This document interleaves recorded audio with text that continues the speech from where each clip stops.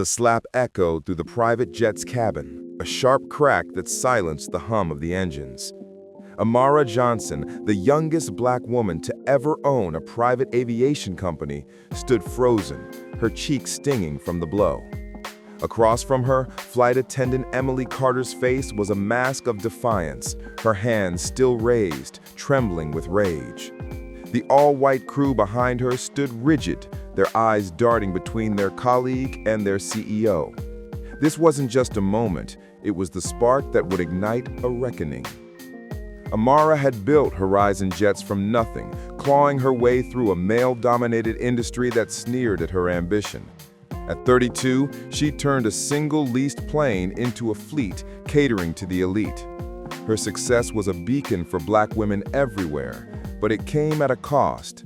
Whispers of affirmative action and diversity hire dogged her every step. Today's flight was supposed to be routine, a short trip for a tech mogul and his team. But Emily, a senior flight attendant with a spotless record, had crossed a line no one could ignore.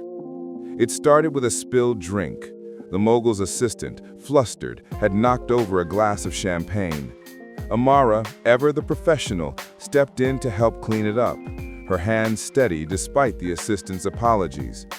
Emily, however, saw it differently. "This isn't your job," she'd hissed under her breath, loud enough for Amara to hear. "Stick to running the company, not playing maid."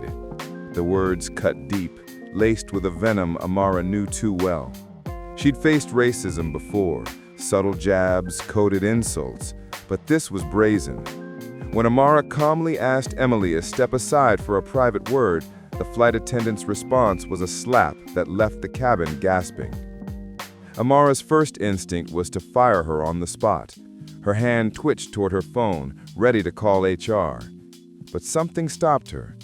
Emily wasn't just one employee. She was part of a crew Amara had handpicked, a team she had trusted to represent her vision. If Emily felt bold enough to strike her, what did that say about the rest? Amara's mind raced. She thought of her grandmother, who'd cleaned houses to put her through college, whispering, "Never let them see you break." She straightened, her voice steady as steel. "Everyone, sit down. Now." The crew obeyed, their faces pale. The mogul and his team, sensing the tension, retreated to the back of the jet. Amara stood at the front, her cheeks still burning, and locked eyes with Emily. "You think you know me?" she said, her voice low but piercing. "You think I'm just a token, a box checked for diversity? Let me tell you something. I built this company while people like you told me I didn't belong. I've been spit on, laughed at, and underestimated my whole life. But I'm still here. And you're done." Emily's defiance crumbled, her eyes welling up. But Amara wasn't finished. She turned to the rest of the crew. "You all stood there. Not one of you said a word. Not one of you stepped in. You're supposed to be my team, but you let this happen. So here's what's going to happen next." She paused, letting the weight of her words settle. "You're all fired, effective immediately. This jet lands in 10 minutes and you'll be escorted off. Horizon Jets doesn't tolerate hate, not from one, not from any." The cabin was silent, save for the soft whine of the engines. Emily's tears fell freely now, but Amara felt no pity. She saw her younger self in Emily's outburst, someone who let resentment fester, who had mistaken Amara's success for something unearned. But Amara also saw the bigger picture. This wasn't just about one slap. It was about a culture that had allowed Emily to feel entitled to it. Firing the team was a message. No one, no matter how small their role, could undermine what she had built.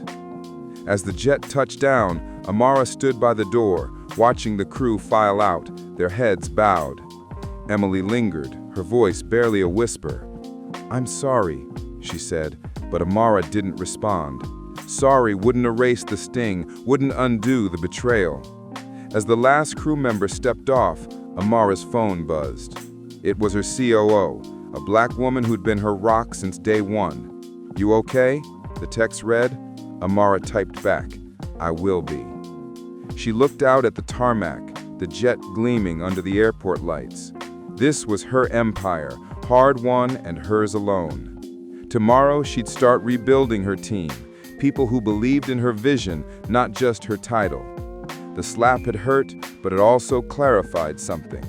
Amara Johnson wasn't just a CEO, she was a force. And no one, not a flight attendant, not an industry, not a world that doubted her, could take that away.